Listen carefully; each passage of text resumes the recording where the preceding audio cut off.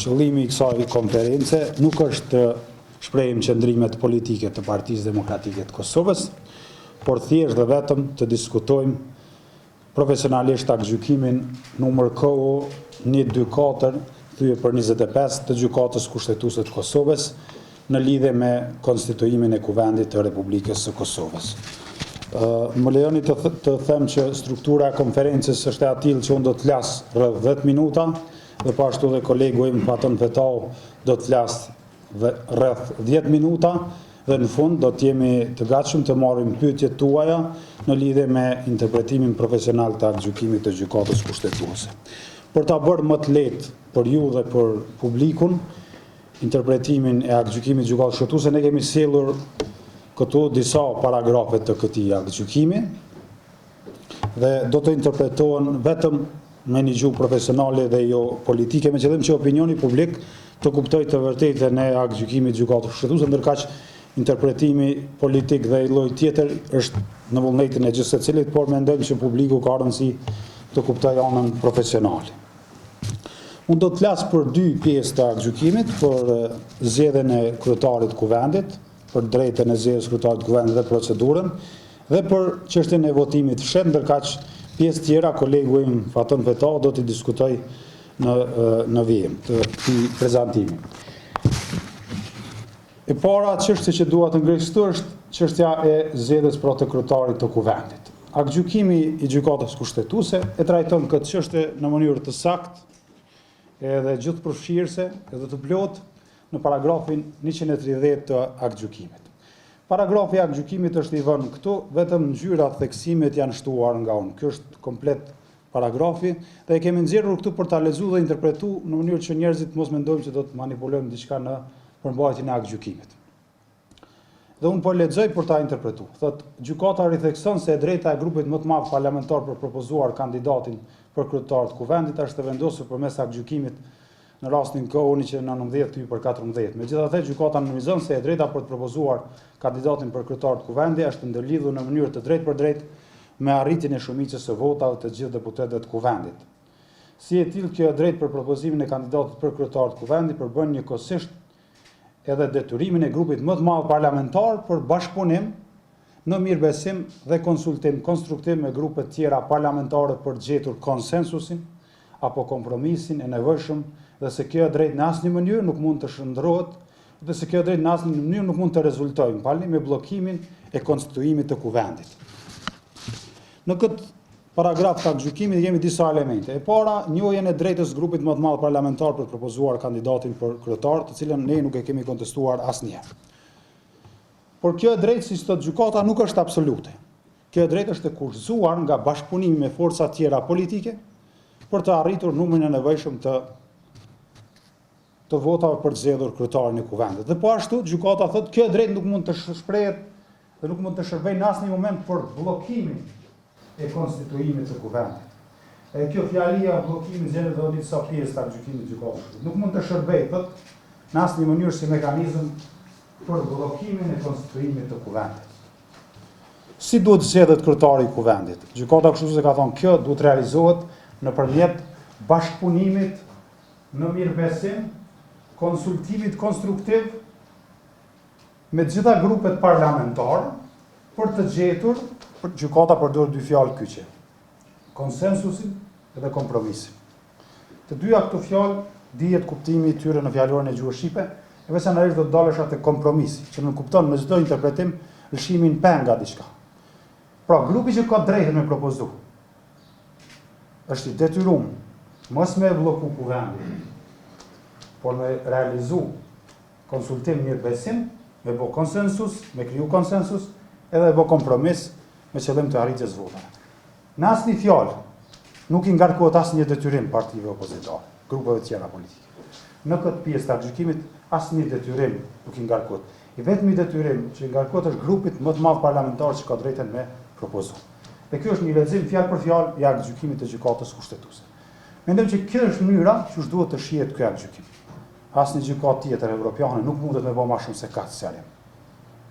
Nuk mundet më shumë se kaq. Aktgjykimi është mjaftueshëm i plot, i qartë për me lexu.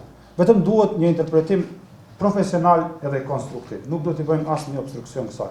Unë do të rezervoj nga komentimi politik, por vetëm profesional i kësaj pjese. Mendoj që kjo pjesë është jashtëzakonisht e qartë për sa i takon drejtës, detyrimit dhe procesit përmes cilit realizohet zgjedhja e kryetarit të kuvendit.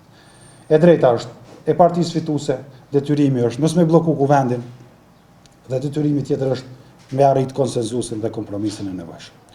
Tani do të kaloj tek çështja e dytë që ka qenë problematike, çështja e votimit të fshehtë.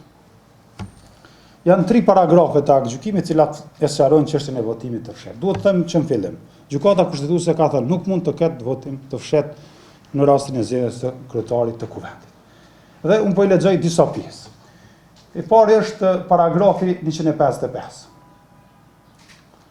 i cili thotë: pavarësisht se paragrafi 2 i neni 8 rregullores kuvendit parashet që kryetari i legislaturës paraplakën në mbledhjen e përbashkët me kryetarët subjekte politike që kanë fituar vende në kuvend me propozimin për rendin e ditës për seancë konstitutive dhe aspekte tjera të procedurale organizative, presi do të dalë shaktuta.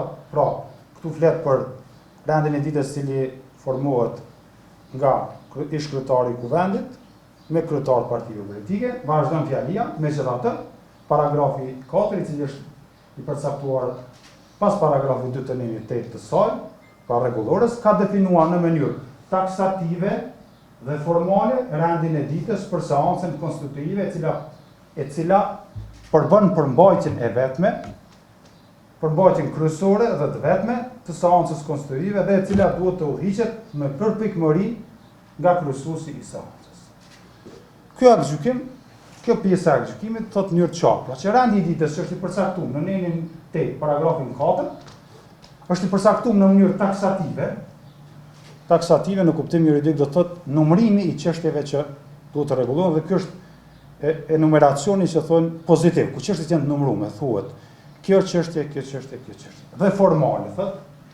Edhe më tani thotë dhe e cila duhet të udhëhiqet me përpikmëri nga kryesuesi i seancës konstitutive. Thotë me përpikmëri, domethënë, rendi i ditës i caktuar në rregullore duhet me përpikmëri, ka thënë gjykata, të lexohet nga kryesuesi i seancës konstitutive. Ajo që ka ndodhur është që kryesuesi i seancës konstitutive e ka futur votimin e fshehtë pasi seanca ka filluar, pasi janë mbajtur rreth 10 mbledhje, duket 10 ose 11, duke ndryshuar pra rendin e ditës. Nuk ka autorizim kryesuesi i seancës konstitutive, thotë gjykata, me ndryshu rendin e ditës që është caktuar në rregullore të punës së kuvendit. Vazhdojmë me slajdin tjetër, lutem.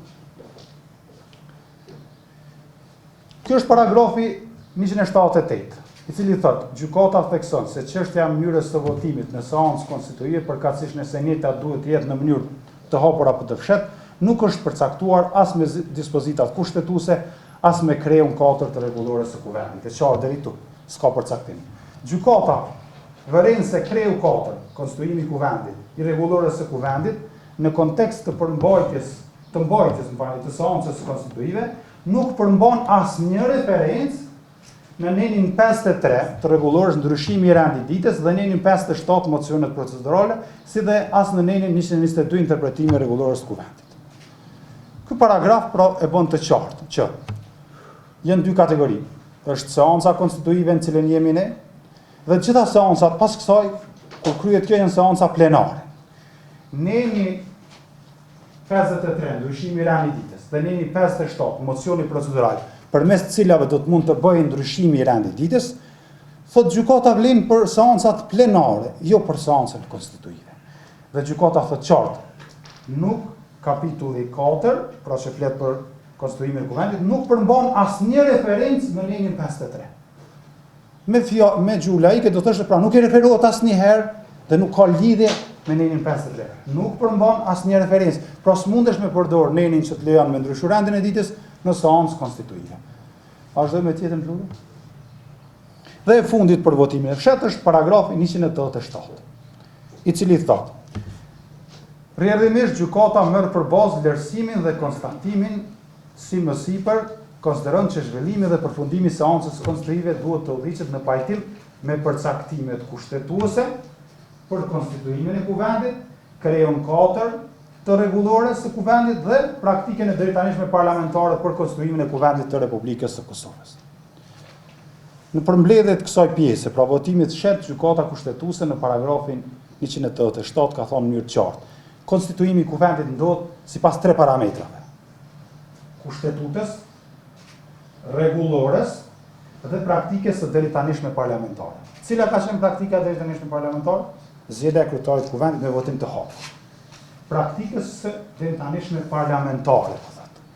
Pra me qenë se rregulloria, kushtetuta nuk kanë folur për këtë çështje, por e kanë ndaluar ndryshimin e rendititës, atëherë kanë thonë përdorin praktikën e deritanishme parlamentare. Në asnjë rast, praktika e deritanishme parlamentare nuk ka lejuar zgjedhjen e kryetarit të kuvendit përmes votimit të fshehtë. Kështu që mendoj që është jashtëzakonisht e qartë. Unë nuk do të shtoj më shumë te kjo pjesë, këto janë pjesë të aktgjykimit, të cilat mund t'i lexojë çdo qytetar. Ju besoj do t'i shfaqni për njerëzit që kanë interes me lexu dhe mendoj që çdo jurist mund të interpretojë vetëm këtë mënyrë. Çdo lloj interpretimi tjetër do të ishte politik dhe unë do të rezervohem nga çdo lloj interpretimi i tillë.